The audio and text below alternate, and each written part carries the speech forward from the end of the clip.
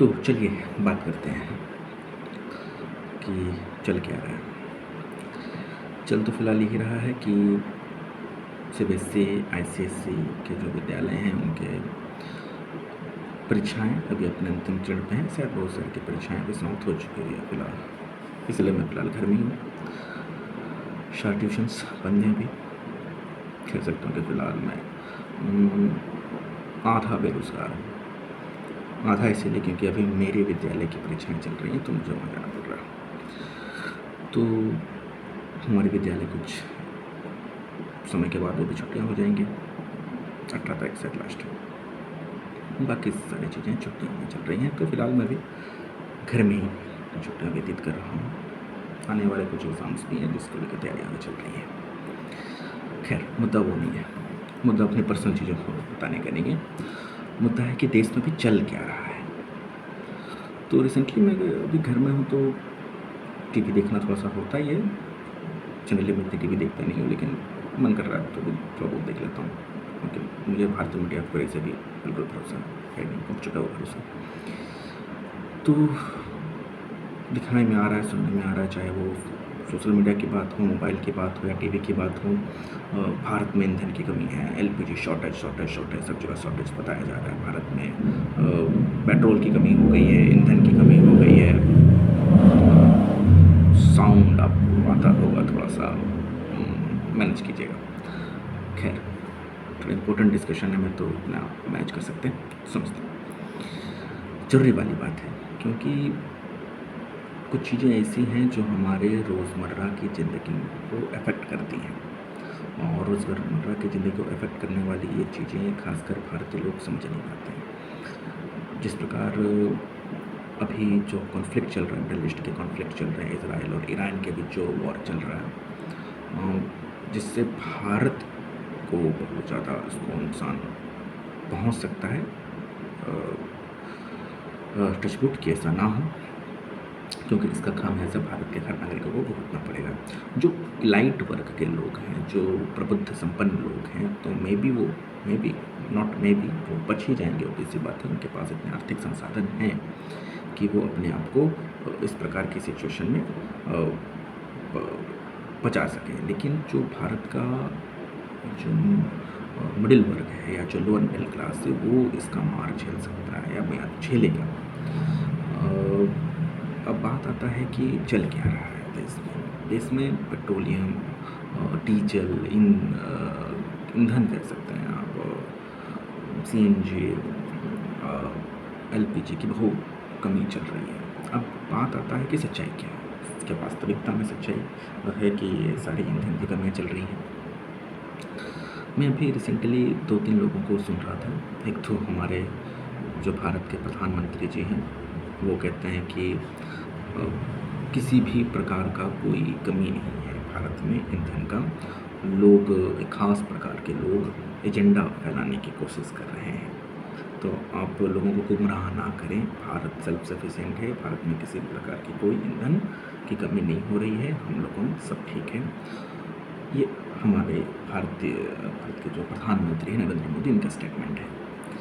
दूसरी ओर एक जो प्राकृतिक गैस और पेट्रोलियम के जो मंत्रालय के जो मंत्री हैं, हरदीप सिंह पुरी शायद उनका नाम है, चेक कर लीजिए, हरदीप सिंह पुरी, उनका संसद में मैं बात सुन रहा था। वो कहते हैं कि भारत में किसी प्रकार का कोई कमी नहीं है ईंधन के मामले में। Petroleum, CNG, LPG, petrol, diesel सब सफिशिएंट है। हमने यहाँ तक कि 28% से अधिक ईंधनों को और ज़्यादा प्रोडक्शन किया है। और भारत के लोग ज़्यादा पैनिक ना हों। रूमर्स जो ये फैलाया जा रहा है कि भारत में ईंधन की कमी हो रही है, उसको नज़रअंदाज करें और इस पर ध्यान ना दें। रूमर्स। और एक जो सुजाता शर्मा करके एक लेडीज़ हैं, जॉइंट सेक्रेटरी हैं, आईएएस ऑफिसर हैं, जॉइंट सेक्रेटरी, आपको पता ही होगा क्या पद होता है। जो यूपीएससी का हाल फिलहाल में रिजल्ट आया, जो यूपीएससी की तैयारी कर रहे हैं उनको पता होगा। जॉइंट सेक्रेटरी जो भारत के हैं, जो उस मंत्रालय के, सुजाता शर्मा, वो कह रही है कि भारत एकदम सेल्फ सफिशिएंट है, भारत में किसी प्रकार कोई ईंधन कमी नहीं है। हमारे जो कारखाने हैं वो अपने 100% प्रोडक्शंस पे काम कर रहे हैं। तो एक प्रकार से लोगों को भरोसा दिलाया जा रहा है कि चीज़ें सही चल रही हैं। ये उनका एक रियलिटी है। अब आते हैं दूसरा रियलिटी की ओर। क्या वास्तव में चीज़ें सही हैं भारत में? क्या वास्तव में भारत में किसी प्रकार की कोई ईंधन की कमी नहीं है? तो पॉइंट ऑफ रेफरेंस की बात है। भारत का एक तबका अभी भी ईंधन को लेकर के जूझ रहा है। चाहे मैं बिहार की बात करूं, चाहे मैं दिल्ली की बात करूं, चाहे मैं मुंबई की बात करूं, चाहे मैं बेंगलोर की बात करूं, सच्चाई है भारत में ईंधन की कमी हो रही है। भारत में ईंधन की कमी हो रही है। अगर जो थोड़ा सा भी जानकार है, जिसने थोड़ा सा ज्योग्राफी पढ़ा है, जिसने थोड़ा सा इकोनॉमिक्स को थोड़ा सा स्टडी किया है, तो उनको पता होगा कि भारत एनर्जी के मामले में, ईंधन के मामले में सेल्फ सफिशिएंट बिल्कुल भी नहीं है। भारत बहुत बड़ा हिस्सा 60 to 65% हिस्सा जो ईंधन है, जो LPG है या जो भी क्रूड ऑयल है, वो विदेशों से आयात करता है। अगर मैं डाटा की बात करूं तो लगभग साल में 31-32 मिलियन टन ईंधन भारत को यूज़ करता है, जिसमें भारत में ही 10 से 12 टन प्रोडक्शन होता है। मतलब बाकी चीज़ें हम लोग आयात करते हैं। अब और आयात भी कहाँ से करते हैं? हमारे जो मिडल ईस्ट के जो देश हैं, जो इराक, ईरान, सऊदी अरेबिया, तो कुवैत, UAE, ये सब से हम लोग करते हैं।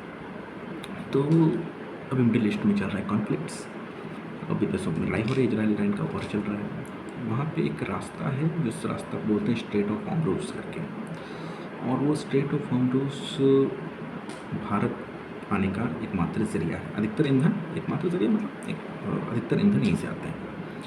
अब वो जगह हो चुका है धीरे धीरे ब्लॉक, अपने से ब्लॉक नहीं, लोग जो वहाँ के जो ईरान का बेसिकली जो एरिया है, ये बेसिकली ईरान और ओमान के बीच वाला जो एरिया है।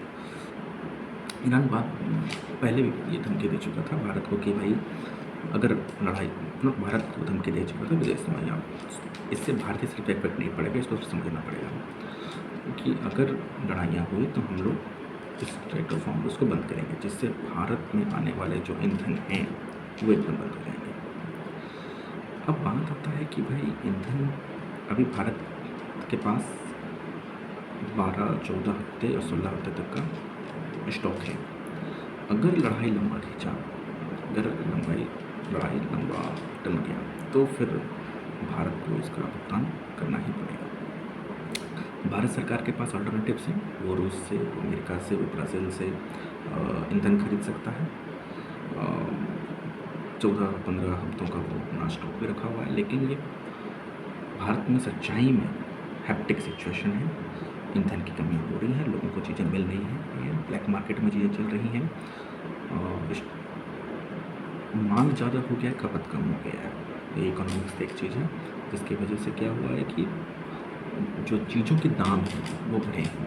आपको पता होगा कि जो LPG सिलेंडर है, जो घरेलू LPG सिलेंडर है, उसमें 60 रुपये इंक्रीज़ किया गया, और जो कमर्शियल है उसमें 100 रुपये इंक्रीज़ किया गया। क्यों किया गया? सिंपल सी बात है ना, मांग ज़्यादा है और प्रोडक्शन हो नहीं रहा। प्रोडक्शन, हाँ, सरकार गवर्नमेंट ये कह रही है कि हम लोग अपने कारखानों को 100% प्रोडक्शन में काम कर पा रहे हैं, लेकिन भाई कितना आप जितने प्रोडक्शन काम करवा लो, लेकिन एक तय सी लिमिट से ज़्यादा तो आप नहीं कर सकते हो। आप उसको क्रॉस कैसे कर दोगे? बात याद है। तो अब बात आता है कि इसको टैकल कैसे करेगा भारत। दिक्कत ये है क्योंकि ईंधन के बिना तो कुछ चलने वाला नहीं है। आप रिलेशन समझिए, अगर ईंधन ही नहीं रहा, अगर ईंधन कम हुआ, पहले तो सारा बजट हमारे घरों पे पड़ेगा। जो ईंधन अभी 900 रुपये था, फिर 960 अभी जो मिल रहा है, फिर 1000, 1500, 1200, 2000, इस प्रकार चलेंगे। मैंने पूरा मार हम लोगों के घर के रसोई गैस पे पड़ेगा। एक चीज़ हो गया, अगर ईंधन कमी हुई तो फैक्ट्रियों में उत्पादन पे फर्क पड़ेगा। फैक्ट्रियाँ कम उत्पादन करेंगी, जिससे कि चीज़ें लोगों को बहुत याद में चाहिए, लेकिन उत्पादन कम है तो उसका सामान फिर दाम बढ़ाना पड़ेगा। फिर ले आने जाने में जो आपका ट्रांसपोर्टेशन कॉस्ट है उसमें पैसा ज़्यादा लगेगा। माना जो नॉर्मल दूध, अनाज, आपका जो लैंड डिलीवरीज, वो सबके चार्जेस बढ़ जाएंगे, जिसका सारा का सारा दारोमदार भारत के लोअर मिडिल क्लास और मिडिल क्लास पे पड़ने। लाइट वर्क कुछ नहीं होने वाले हैं, वो अपना आराम से ज़िंदगी व्यतीत करेंगे। लेकिन हम आप जैसे लोगों को ये दिक्कत वाली बात आ सकती है। अब क्या किया जाना चाहिए? अब भारत सरकार के ऊपर है, भारत सरकार क्या करती है उसके ऊपर रुख लेती है। लेकिन अगर भारत सरकार, अगर आप टीवी मीडिया पर लोग अप्लाई करते हैं तो आपको ये बताया जाएगा कि भाई सब कुछ सही चल रहा है, भारत में किसी प्रकार प्रोडक्शन की कोई कमी नहीं है, भारत सब सही है। लेकिन असली हकीकत कुछ और है। भारत एक गंभीर समस्या से अभी फ़िलहाल हल्का जूझ रहा है। आने वाले दिनों में बहुत ज़्यादा खतरा हो सकता है। अगर इजराइल और ईरान का वॉर लंबे समय तक खिंच गया तो भारत को इसका खामियाजा भुगतना पड़ेगा। भारत को भुगतना पड़ेगा या हम आप जैसे लोग भुगतना पड़ेगा। सोचने वाली बात है। ठीक है, चलिए आज के टाइम होप को ये थोड़ा सा जो वीडियो इन्फॉर्मेटिव लगा होगा, आप इनके बारे में थोड़ा सोचेंगे। चलिए।